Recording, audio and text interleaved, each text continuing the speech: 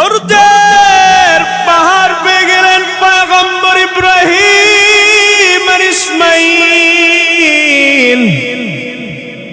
কেমন ধৈর্য ধারণ করেছেন ত্যাগ স্বীকারের জন্য, ধৈর্যের ফলাফল দিয়ে গেলেন পয়গম্বর ইব্রাহিম আর ইসমাঈল। কিন্তু আপনাদেরকে সংক্ষিপ্ত ভাবে শুধুমাত্র বোঝাইয়া দেয়া যায়। বান্দারা শুনিয়া নেন, পয়গম্বর ইব্রাহিম আর ইসমাঈল কেমন ত্যাগ স্বীকার করেছে। শুধুমাত্র এতটুকু কথাই যথেষ্ট। বাবার ছুরির নিচে সন্তান শুয়ে আছে, এতটুকু কথাই যথেষ্ট। পয়গম্বর ইব্রাহিম আর ইসমাঈলের ত্যাগ স্বীকারের কথা। পয়গম্বর ইব্রাহিম যখন ইসমাঈলের এত বছর পরে আল্লাহর দরবারে দোয়া করে, ও আল্লাহ, আপনি আমার একটা নেক সন্তান দান করেন। ও আল্লাহ, আপনি আমার একটা নেক সন্তান দান করেন। দীর্ঘ বছর ধরে আল্লাহর কাছে দোয়া করে যায়। দোয়া করতে করতে প্রায় 80 বছর পরে আমার আল্লাহ পয়গম্বর ইব্রাহিমকে একটা সন্তান দান করলেন, তার নাম হলো ইসমাঈল। কিন্তু পয়গম্বর ইব্রাহিমের আদেশ, আল্লাহর পক্ষ থেকে আদেশ চলে আসলো, ও ইব্রাহিম, সন্তান পাইছো, বড় খুশি, যাও যাও, সন্তানের মায়া বাদ দিয়া, বিবির মায়া বাদ দিয়া আমি আল্লাহর কথা অনুযায়ী দৌড়াও, দিনের দাওয়াতে চলিয়া যাও। পয়গম্বর ইব্রাহিম যখন আবার আল্লাহর ওয়ার্ডার অনুযায়ী হাজেরাকে ফালাইয়া চলিয়া গেলেন, ইসমাঈলেরও ফালাইয়া চলে গেলেন। তবে যাওয়ার সময় বিবির ডাক দিয়া কই, বিবি, 80 বছর পরে আমার আল্লাহ আবার একটা সন্তান দান করছে, আমার সন্তানটার একটু চাইয়া রাইখো, আমার সন্তানটার একটু দেখা রাইখো। হাজেরা ডাক দিয়া কয়, স্বামী আমার, আপনি একটু খোঁজ নিয়েন, আমরা মা সন্তান কেমনে থাকি একটু খোঁজ নিয়েন, ফাঁকে ফাঁকে আইসা দেখা যায়। ওরে এত কষ্টের জিন্দেগি সংক্ষিপ্ত ভাবে বলি রে বাবা। ইব্রাহিম আলাইহিস সালাম যখন ইসমাঈলের রাইকা, বিবিরে রাইকা, হাজরা বিবিরে রাইকা যখন ইব্রাহিম নবী আল্লাহর ওয়ার্ডার অনুযায়ী চলে গেলেন, দীর্ঘদিন ইসমাঈলের কোনো খানা নাই। ও ইসমাঈল যখন জঙ্গলার মরুভূমির মধ্যে তার মা আর ইসমাঈল যখন একা একা বসবাস করে, কেউ নাই, কিন্তু যখন আল্লাহর ওয়ার্ডার অনুযায়ী চলিয়া গেলেন, কিছুদিন দীর্ঘদিন যাওয়ার পরে 7 বছর যাওয়ার পরে, প্রায় 7 বছর হওয়ার পরে ইব্রাহিমকে আমার আল্লাহ স্বপ্নে দেখাইলেন, তোমার পছন্দের জিনিসটা তুমি কুরবানি করিয়া দাও, তোমার পছন্দের বস্তুটা তুমি কুরবানি করে দাও। ইব্রাহিম নবী কুরবানি করলেন, একদিন কুরবানি করলেন, কোনো হয় না। পরের দিন আবার স্বপ্ন দেখাইলেন কুরবানি করতে হবে, দ্বিতীয় দিন করলেন, তাও আল্লাহ স্বপ্ন দেখাইলেন, আবার তৃতীয় দিন করার পরে তাও আল্লাহ স্বপ্নে দেখাইলেন। ও পয়গম্বর ইব্রাহিম, আপনার কাছে যে সবচাইতে বড় প্রিয় তাকে কুরবানি করেন। পয়গম্বর ইব্রাহিম বড় টেনশনের মধ্যে পড়ে গেলেন, না জানি আমার রব 80 বছর পরে আবার যে কলিজার টুকরা সন্তান দিয়েছে, ওই সন্তানের না জানি আমার আল্লাহ কুরবানি করার জন্য বলতেছে। পাগল হইয়া ইব্রাহিম আলাইহিস সালাম, আমার মাওলার বড় পাগল ইব্রাহিম আইসা যখন ওই বাড়িতে চলে আসলেন, আল্লাহ আমারে স্বপ্নে দেখাইলেন ইসমাইলের জবাই করবে। সংক্ষিপ্ত ভাবে বলতেছে, রে বাবা, ইসমাইলের ঘরের মধ্যে আসিয়া বিবির সাথে যখন কথাবার্তা বলা শেষ হইল, বিবিরে ডাক দিয়া কয়, বিবি আমার, মালিকের দাওয়াতে যাব, ইসমাইলের সাজাইয়া দাও।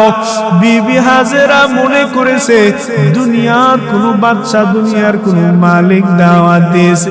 সন্তানের সাথে বাবা দীর্ঘদিন সাক্ষাৎ হইল, সন্তানের নিয়া বাবা দাওয়াতে যাবে।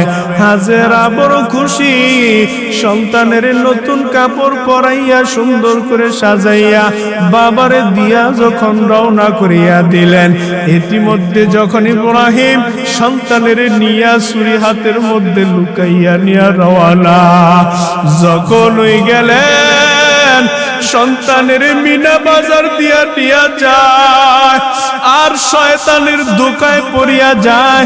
ইসমাইলও পাশ করলেন, ইব্রাহিমও শয়তানের ধোঁকায় পাশ করালেন। শয়তানের ধোঁকা ফালাইয়া ইসমাইলের যখন জবাইয়ের জন্য নিয়ে গেলেন, ইব্রাহিম বলে, আমি একটু পরীক্ষা করে দেখি আমার সন্তানটা আমার রবের প্রতি কতটা খুশি। ইব্রাহিম সন্তানের ডাক দিয়া কয়, রে ও সন্তান, ইন্নী আরা ফিল মানাম আন্নী আযবাহুকা ফানজুর মাযা তারা।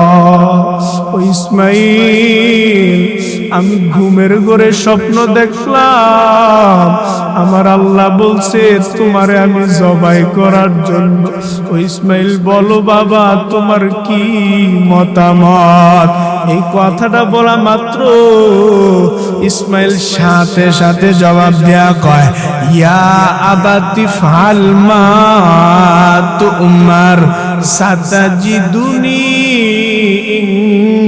ইনশাআল্লাহ, ইনশাআল্লাহু মিনাস সাবিরিন।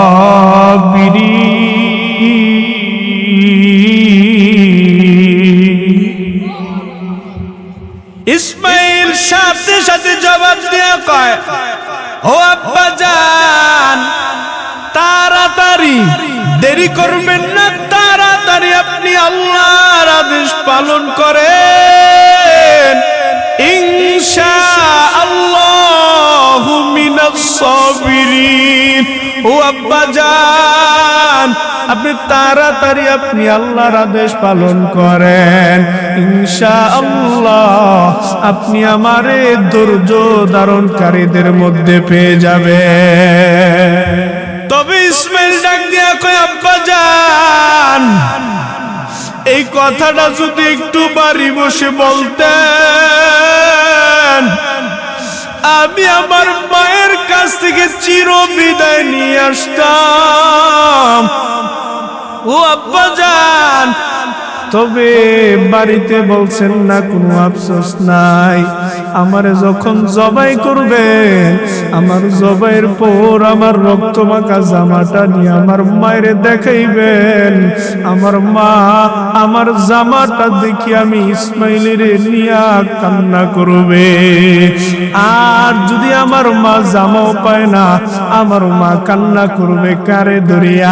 আর আমার মায়ের যাইয়া বলে দিবেন, ইসমাইল সালাম জানাইছে আর বলেছে মায়ের বলে দেওয়ার জন্য, মা যদি আল্লাহ কবুল করে নেয়, পরীক্ষায় যদি আমি পাশ করে যাই, আমার আল্লাহ যদি আমারে কবুল করে, দেখা হবে আমার মাওলার জান্নাতে। जन्नत तो जुक से या रब क्या करूं, आरो जो है मैं तुझे देखा करो, हो रोगलमा जिद्दीन अहमद है तू, सबसे बेहतर नेमत दीदार तो। দুনিয়ার মধ্যে চলাফেরা করব একমাত্র ইবাদত করব কারে খুশি করার জন্য ওয়া নাশহাদু আন্না সাইয়্যিদানা ওয়া সানাদানা ওয়া হাবিবানা ওয়া হাবিবা রাব্বিনা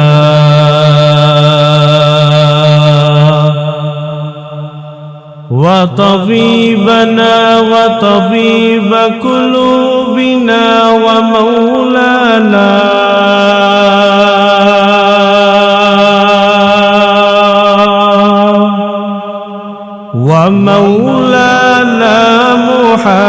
محمدا عبده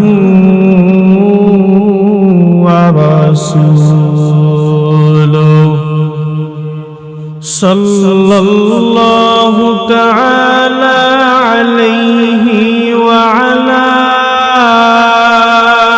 آله وأصحابه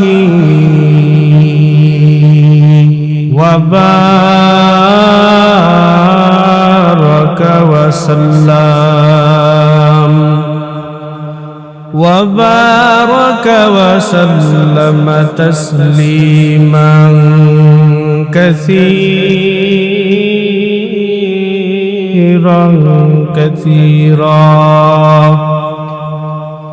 الذي أرسله الله تعالى بالحق بشيرا ونذيرا وداعيا إلى الله بإذنه وسراجا منيرا أما بعد فأعوذ بالله من الشيطان الرجيم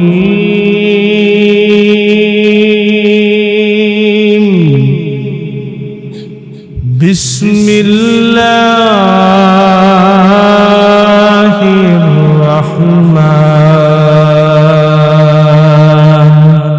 الرحيم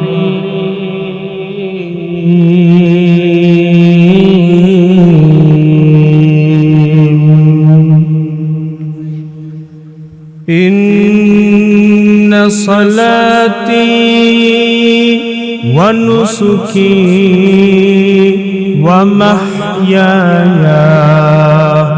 ومماتي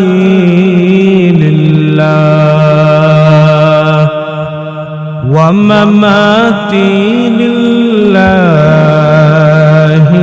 رب العالمين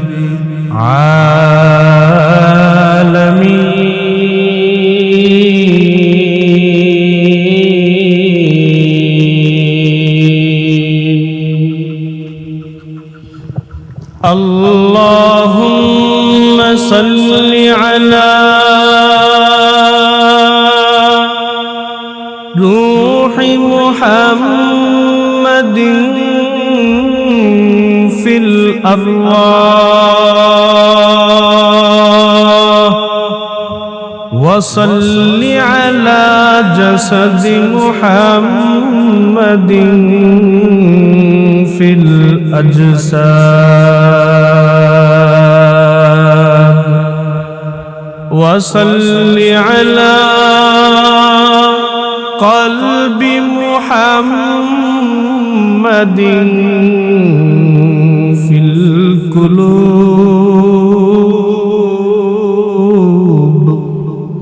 وصل على قبر محمد في القبور وقال رسول الله صلى الله عليه وآله وسلم الدنيا সিজনুল মুমিন ওয়া জান্নাতুল কাফির আও কামা ক্বালা আলাইহিস সালাতু ওয়াস সালাম সাদাকাল্লাহুল মাওলানাল আযীম ওয়া সাদাকা রাসূলুহুন নাবিয়্যুল উম্মিয়্যুল কারীম ونحن على ذلك من الشاهدين والشاكرين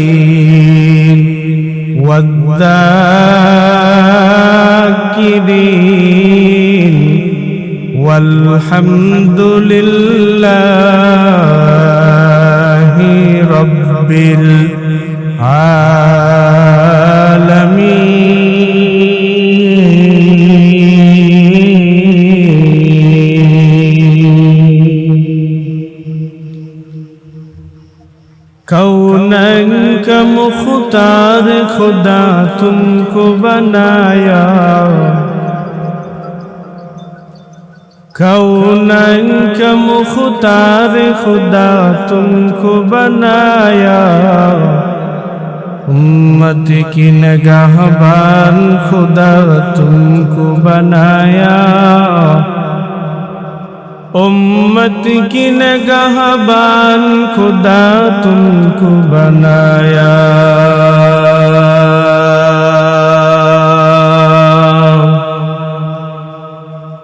या रब मेरी आँखों में समा जाए मदीना या रब मेरी आँखों में समा जाए मदीना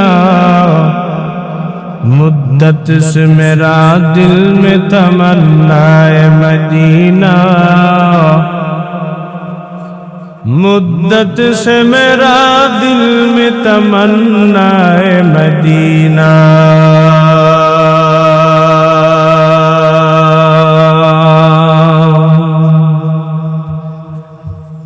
সকলে জবান খুলে পড়ি আলহামদুলিল্লাহ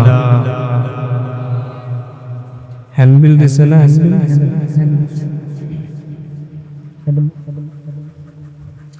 আল্লাহ পাকের দরবারে অসংখ্য লাখ কোটি শুকরিয়া যে মহান রব্বুল আলামিন দুনিয়ার সমস্ত কাজ থেকে আল্লাহ পাক আপনাকে আমাকে ফারেক করিয়া মাগরিবের নামাজ জামাতের সহিত আদায় করার পর সুন্দর এক জান্নাতের বাগানে যে আল্লাহ পাক বসার তৌফিক দান করেছেন সেই জন্য দিল থেকে কালিমাতুশ শুকরিয়া উচ্চারণ করি আলহামদুলিল্লাহ সবাই পড়েন আলহামদুলিল্লাহ দুরুদ ও সালাম পাঠ করে আকায়ে নামদার তাজদারে মদিনা সাইয়্যিদুল মুরসালিন খাতামুন নবিয়্যিন হযরত মুহাম্মদ মুস্তাফা সাল্লাল্লাহু আলাইহি ওয়াসাল্লামের উপর রাসূলের নাম শোনার পর দুরূদ পড়া লাগেনি বাবারা সবাই বলেন আপনারা যারা আছেন দাদা ভাইরা চাচারা ভাইয়েরা একটু আওয়াজ করে যদি আপনারাও বলেন আমার জন্য ফায়দা আপনাদের জন্য ফায়দা বলবেন তো ইনশাআল্লাহ আসলে কথা বললে অনেক কথাই আসবে কিন্তু বয়ানের ক্ষেত্রে আপনাদেরকে ছোট্ট আয়াত ছোট্ট হাদিসের টুকরা এই সম্পর্কেই বোঝাবো ইনশাআল্লাহ বাহিরের কোনো আলোচনা নয় কিন্তু এর মধ্যে থেকে আপনাদের এই যে বজুরি খোলা এলাকায় কি মুসলমানের সংখ্যা কম বলেন কম এই মাঠ যেটা আছে সব মুসলমান যদি আসে জায়গা দেওয়া যাবে শুধু এতটুকু না ঘরের মধ্যে যদি প্রত্যেক ঘর থেকে একজন করে আসে এই মাঠে জায়গা হইবনি হবে না কিন্তু তারা আসছেনি কিন্তু আবার এই মাঠের মধ্যে যদি নর্তকী না নাচ গান করতে পারতেন দেখতেন জায়গা দিতে পারতেন না তো জাহান্নাম কি আল্লাহ এমনি এমনি পুরাইবনি হ্যাঁ এমনি পুরাইবো এমনি পুরাইতো তো যেহেতু আল্লাহ আপনাকে আমাকে কবুল করছেন, আমরা কি হেল্লামি করব? একটু রবের ডাকলে কি কষ্ট হয়? একটু মায়া করে ডাক দেন তো আল্লাহ, আর একটু জোরে বলেন আল্লাহ। ডাক দিছেন, আল্লাহ শুনছেনি? অবশ্যই। যদি গুনাহগারও ডাক দেয়, কে ডাক দেয়? একটু জোরে বলেন। আপনারা কি রাগ করেন? গুনাহগার বান্দাও যদি রবের ডাক দেয়, আল্লাহ কয় গুনাহগার বান্দার ডাক দিতে দেরি যদি নিয়তটা সহি থাকে। নিয়তটা কি থাকে? সহি থাকে। গুনাহগার বান্দা আমার ডাক দিতে দেরি, আমি আল্লাহ বান্দাটাকে সাড়া দিতে দেরি করি। তো আমরা তো হিসাবে মুমিন বান্দা। কি বান্দা? মুমিন। কারণ আমরা এখানে যারা বসে আছি, আমরা অবশ্যই মাগরিবের নামাজ জামাতের সহিত আদায় করিয়া তারপর বসেছি, ঠিক না? তো যেহেতু আমরাই কবুল করছি, আমরা হেল্লামি করব না। দুই একটা কথা বলবো, এর মধ্যে মনোযোগ দিয়া শুনবেন ইনশাআল্লাহ। কবুল করেন, বলেন আমিন। আর বিশেষ করে এই ময়দানের মধ্যে আল্লাহ সবাইকে কবুল করে। আল্লাহ যাদেরকে রহমতের নজর দিয়া দেখে, আল্লাহ তাগরে এই ময়দানে কবুল করে। হাদিসের রাওয়ায়াতে আসছে, কোন বান্দা যদি ঈমানটারে সহি রাখিয়া, নিয়তটারে ঠিক রাখিয়া, কোন উম্মত যখন দ্বীনি মজলিসে কোরআন সুন্নাহর আলোকে যেখানে কথা হয়, ওই মজলিসে আইসা সহি নিয়তে বসে, রাসূল বলেন বসা মাত্র তার জিন্দেগীর সব গুনাহ আল্লাহ মাফ করে দেয়। আরেক রাওয়ায়াতে আছে, যেখানে দ্বীনি আলোচনা হয়, কোরআন সুন্নাহর আলোচনা হয়, সেই মজমাটাকে আল্লাহ জান্নাতের বাগান বলেছেন। কি বলেছেন? জান্নাতের বাগান। আর আমরা দুনিয়াতে, আরে এখানে আসবো তো দূরের কথা, আল্লাহ যে একটু করে সময় দিতে বলছে। মুমিন বান্দারে যে পাঠাইছে, এই বান্দা তোমারে পাঠাইছি, তোমার উপর তো ফরজ বিধান দিছি, মানোনি? 5 ওয়াক্ত নামাজ ফরজ দিছি, তা মানোনি? মানেনি? বলেন না। এই তো আমাদের দুনিয়া, এই তো দুনিয়ার গরম, এই তো দুনিয়ার বাহাদুরি। আহা বাপ, চিন্তা করেন। নিজেদের বিবেক দিয়া যদি একটু চিন্তা করি, এখান থেকেই তো বোঝা যায়।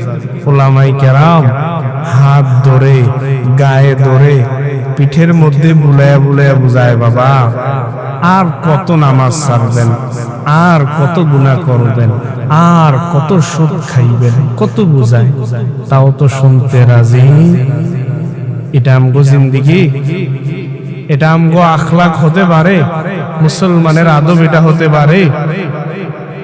আমাদের সবচাইতে গুরুত্বপূর্ণ দেওয়া উচিত হলো আমাদের নামাজ। নামাজ যদি সুন্দর হয়, আপনার আদর্শ সুন্দর হয়ে যাবে।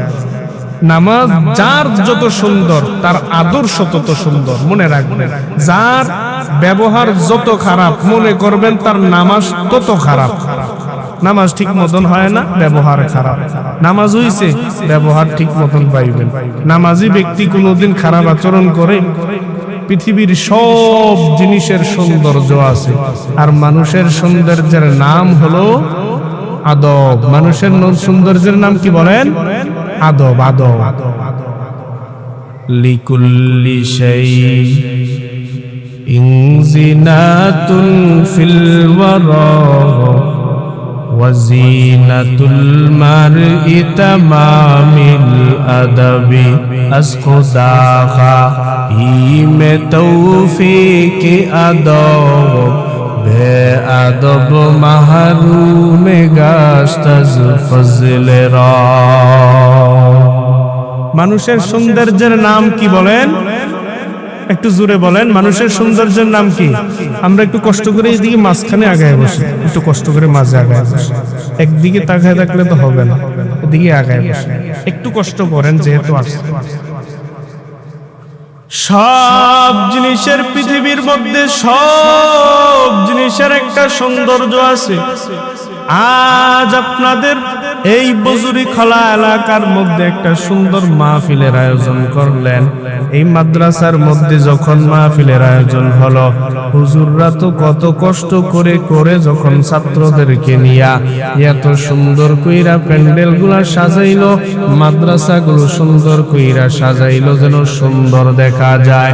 পৃথিবীর সব জিনিসের সৌন্দর্য আছে, আর মানুষের সৌন্দর্যের নাম হলো আদব।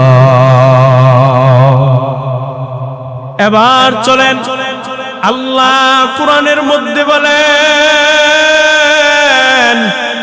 হে দুনিয়ার মানুষ, ওরে পৃথিবীর মধ্যে তোমরা যে নামাজ আদায় করো, আমি আল্লাহ যে তোমাদেরকে পৃথিবীর মধ্যে প্রত্যেক বান্দাদেরকে আমি আল্লাহ বিধান দিয়া দিলাম, আর আমার বান্দাদেরকে আমি আল্লাহ ইশারা দিয়া বুঝাইয়া দিলাম, এ বান্দারা আমি আল্লাহ তোমাদেরকে দুনিয়াতে ইবাদতের জন্য পাঠাইলাম। জিন আর ইনসান, আমি মানুষ আর জিনদেরকে পাঠাইলাম দুনিয়ার মধ্যে ইবাদত করবে। তবে ইবাদত করবে বলেন একমাত্র কার? আল্লাহ আল্লাহ মিকুনাদ শামসু কমার, আল্লাহ আল্লাহ মিকুনাদ শাজরো হাজার নদাগমতরা ইমামে খশগরে দাওয়া আম্মা ওয়াকুত ইকতিদা কুন বাদিলো যা বকুন সুসুতি নামাজে পাঞ্জগানা ফাওয়াইলুল লিল মুসাল্লিন আল্লাযিনা মা'মানারা ইনামাজ এমদাদ দা ইস্তাইনু আয়াতে কুরআন খা। ইবাদত করব বলেন একমাত্র কার? আরে নবীর উম্মতের দল, ভালো করে বুঝবেন, আল্লাহ দুনিয়ার মধ্যে পাঠাইলেন জিন আর ইনসান। আল্লাহ কোরআনের মধ্যে বলেন, ওয়ামা খালাকুতুল জিন্না ওয়াল ইনসা ইল্লা লিয়াবুদুন।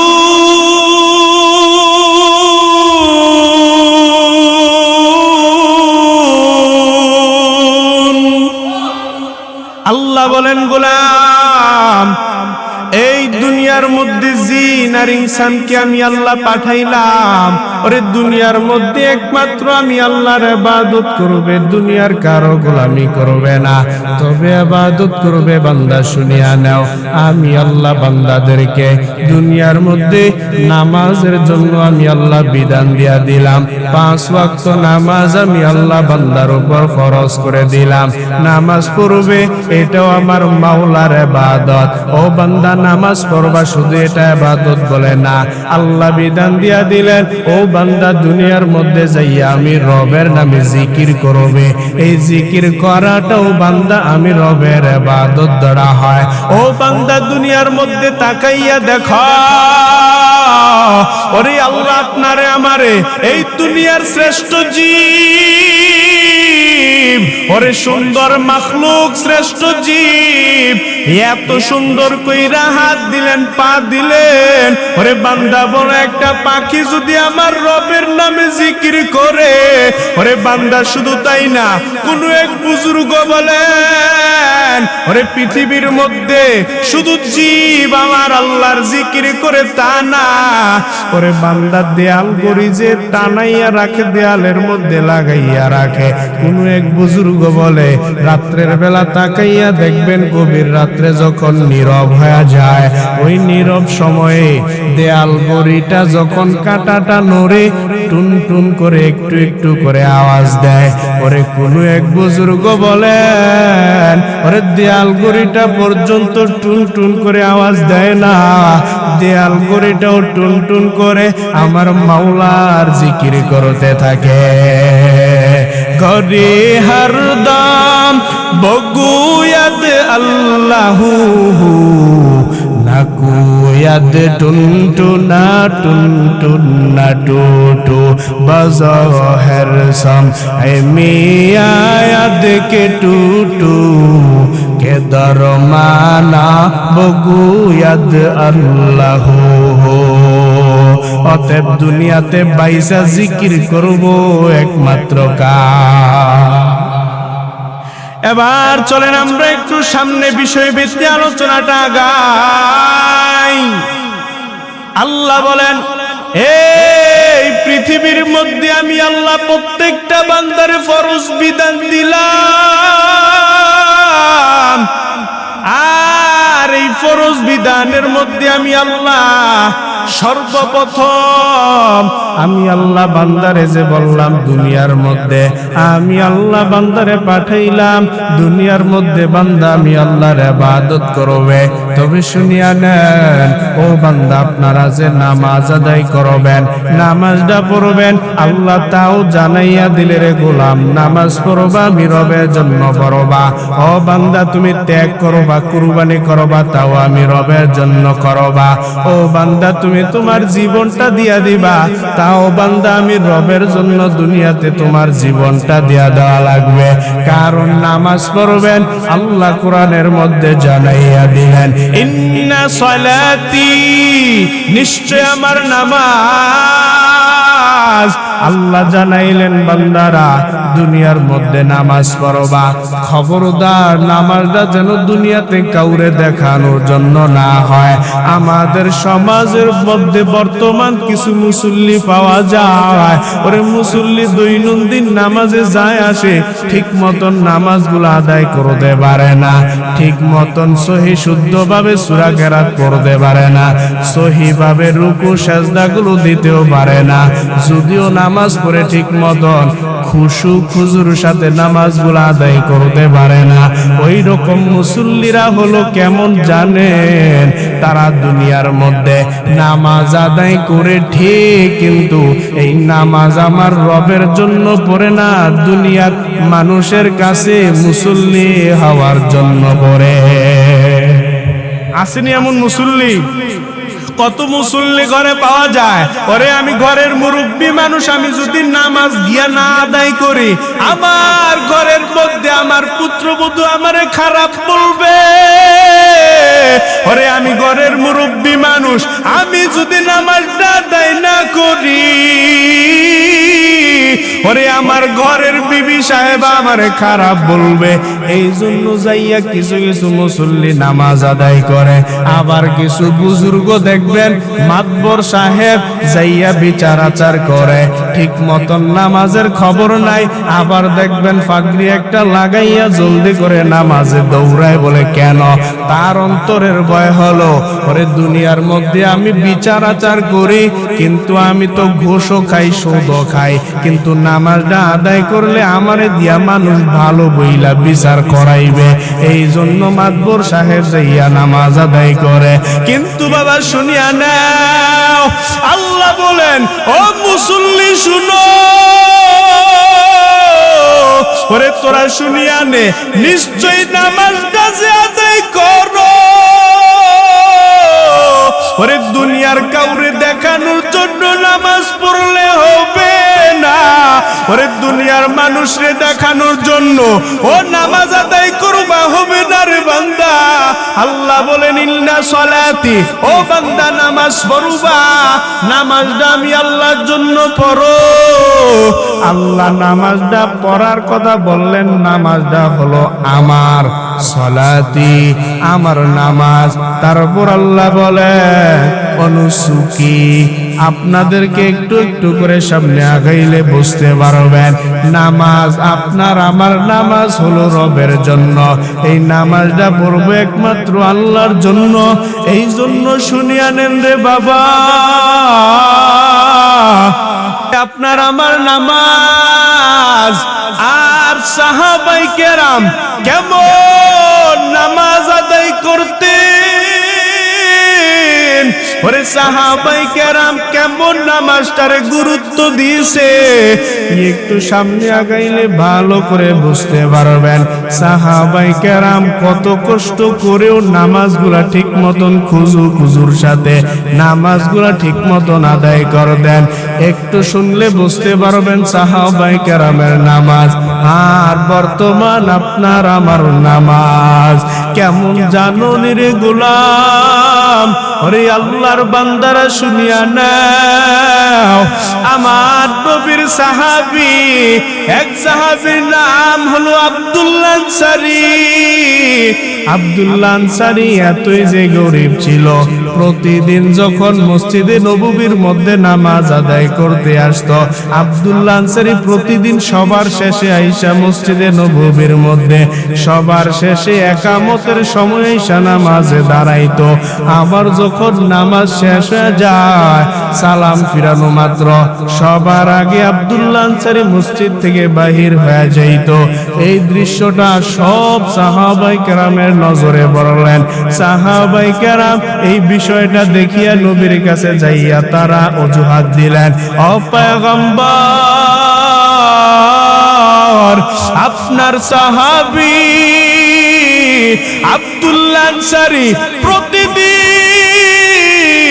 সবার শেষে আইসা একামতের সময় নামাজের মধ্যে দাঁড়ায়, আবার যখন নামাজ শেষ হয়ে যায় আপনার সাহাবী আব্দুল্লাহ আনসারী সবার আগে নামাজ সারিয়া বাড়ির দিয়ে রওনা হয়ে যায়। আপনি একটা ফয়সালা করেন।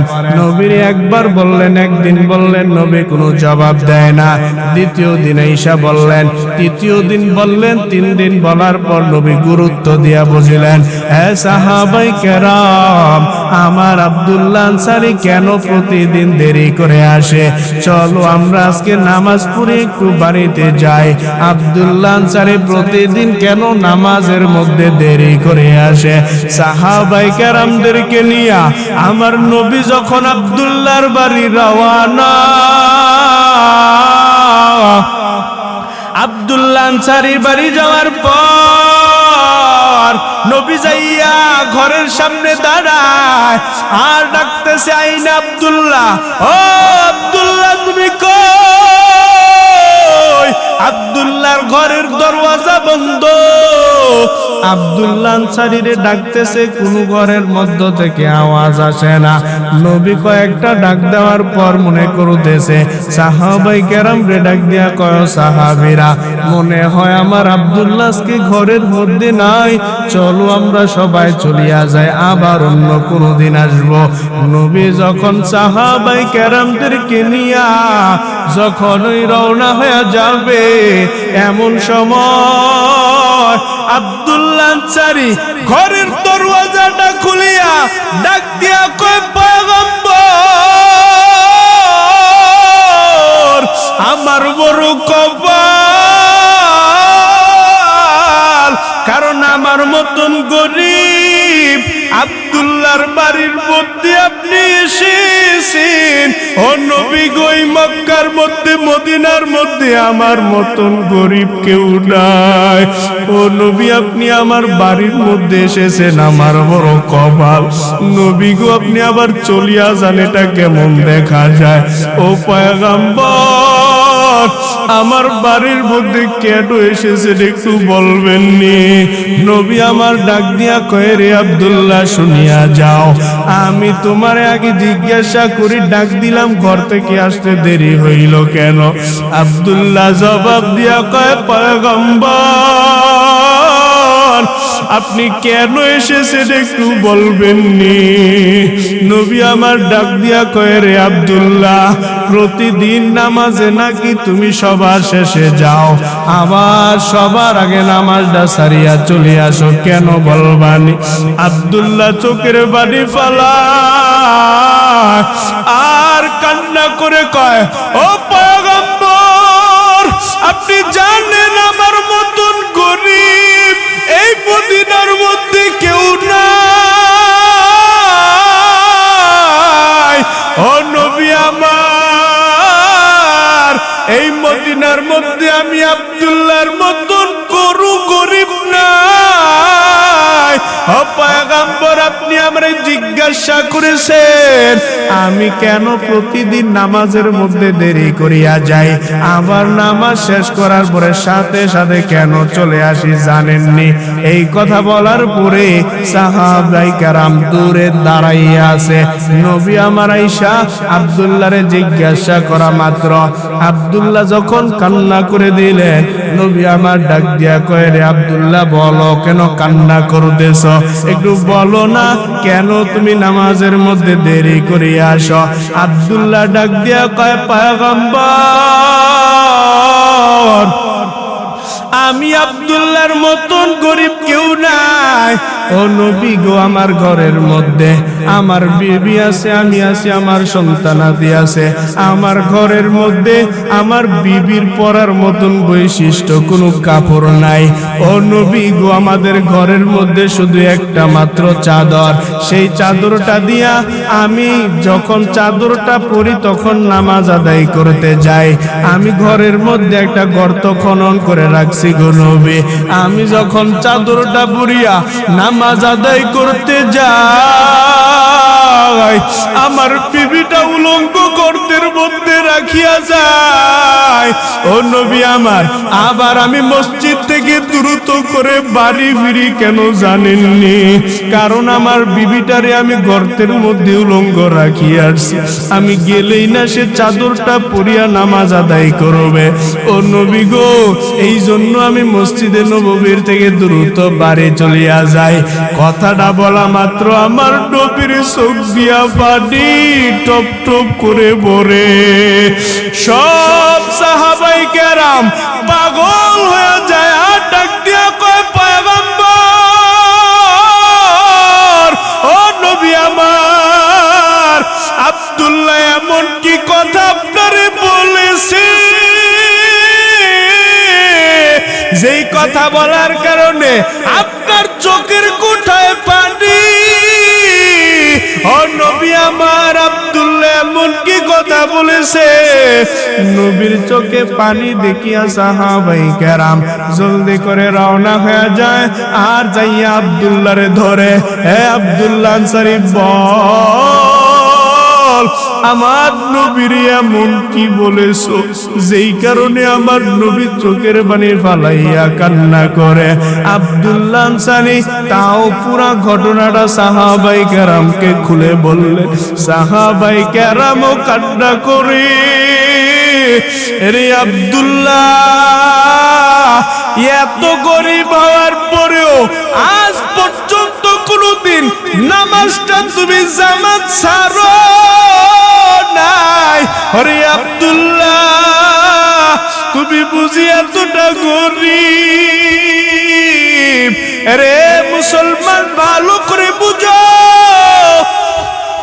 আজকে সব রঙে পাইয়া, দুনিয়ার সব রঙে পাইয়া, সব রঙে খাইয়া বান্দা চলো ফিরা কইরা আজও পর্যন্ত 5 ওয়াক্ত নামাজ ঠিক মতন আদায় করতে পারলা না। সাহাবায়ে কেরাম কি কষ্ট করে নামাজ আদায় করেছে, ওরে তাদেরও নামাজ, আপনার আমার নামাজও নামাজ। এই জন্য আল্লাহ কোরআনে বলেন, হে বান্দা শুনিয়া না সালাতি, ও বান্দা নামাজ পড়বা। নামাজটা হলো আমি রবের জন্য, রবের জন্য নামাজ আদায় করবা, দুনিয়ার কাউরে দেখানোর জন্য করা যাবে না। তারপর আল্লাহ কোরআনের মধ্যে বলেন, ওয়ানুসুকি, ও বান্দা তোমার ত্যাগ করা কুরবানি, ত্যাগ করবা। ও বান্দা ত্যাগ করবা। আজকে ওয়াজ মাহফিলের মধ্যে বসে আছো, এই যে বান্দা ত্যাগ করতেছো, ও দুনিয়ার সব কাজকর্ম ফালাইয়া বান্দা তুমি ত্যাগ করো, কুরবানি করো। সামনেও তো ত্যাগের দিন আসতেছে, এই তো কিছুদিন পরে, মাত্র 9 দিন 10 দিন পরে তো কুরবানি চলে আসবে। ও বান্দা, তুমি কুরবানি করবা, ত্যাগ করবা, ত্যাগ স্বীকার করবা। বলো ত্যাগ স্বীকার করবা একমাত্র কার জন্য?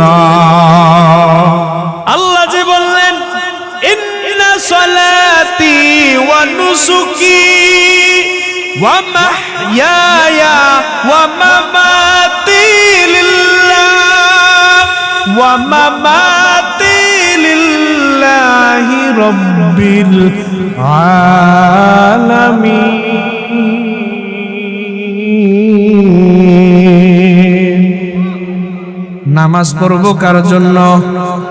ত্যাগ স্বীকার করব কার জন্য?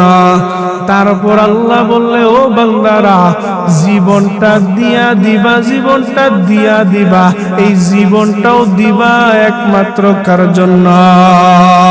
খাকো বাদ আপু আতিশ বন্দে আ না মানে তো জিন্দা বাহুক মুরদা খাকো বাদ আবু আতিশ বন্দে আ না মানে তো জিন্দা বাহুক মুরদা। দুনিয়ার মধ্যে আমার মাওলা পাকের পাগল হওয়ার দরকার আছে না নাই? রে আল্লাহর বান্দারা, এই জন্য উলামায়ে কেরাম বারবার হাতে ধরে ধরে বুঝায়, বারবার পিঠের মধ্যে হাত বুলাইয়া বুলাইয়া বুঝায়, ওরে আপনারা অত সাধারণ মুরব্বি কেরাম, আমার নবীর দরবারে একজন সাধারণ মুরব্বি আইসা নাক দিয়া কয়, পয়গম্বর, শুনলাম হাসরের ময়দানে নাকি আল্লাহ বিচার করবে। ও পয়গম্বর, ওই আল্লাহ বিচার করবে নাকি? জি আল্লাহরে আমি আসরের সময় সিজদা দিতে চিনি, জি আল্লাহরে আমি মাগরিবের সময় সিজদা দিতে যাইয়া চিনি। নবী বলেন, হ্যাঁ, ওই আল্লাহ বিচার করবে। মুরব্বি ডাক দিয়া কয়, পয়গম্বর, তাহলে আর সমস্যা কোথায়? যে আল্লাহরে আমি ফজরের সময় ডাকতে গিয়াছিনি, যে আল্লাহরে আমি জোহরের সময় ডাক দিতে যাইয়াছিনি, যে আল্লাহরে আমি আসরের সময় ডাক দিতে যাইয়াছিনি, যে আল্লাহরে আমি মাগরিবের সময় ডাকতে যাইয়াছিনি, যে আল্লাহরে আমি এশারের সময় ডাক দিতে যাইয়াছিনি, ওই আল্লাহ যদি বিচার করে, ও পয়গম্বর, তাহলে আর সমস্যা কোথায়? ওই আল্লাহ যদি বিচার করে, যে আল্লাহরে আমি এশারের সময় ঘুমাইতে গিয়াও চিনি, যে আল্লাহরে আমি ফজরের সময় তাহাজ্জুদের সময় চিনি, ওই আল্লাহ যদি বিচার করে, আমি অন্তত আশাবাদী, চিনা পরিচিত মানুষ যখন বিচার করবে, ওই বিচার কোনদিন কঠিন হতে পারে না। ঠিক কিনা? পাগল মন আমার তুমি কারলা কিয়া কর চরে সুখের গর। মাওলার পাগল হওয়ার দরকার আছে না নাই? পাগল মন আমার তুমি কারলা কিয়া কর চরে বাড়িঘর। উপর তলায় বাতি জ্বলে, নিচ তলাতে অন্ধকার, তুমি কারলা কিয়া কর চরে সুখের ঘর। পাগল মন আমার তুমি কারলা কিয়া কর চরে বাড়িঘর। আশায় আশায় জনম গেল মাওলা, চাইলা না ফিরিয়া,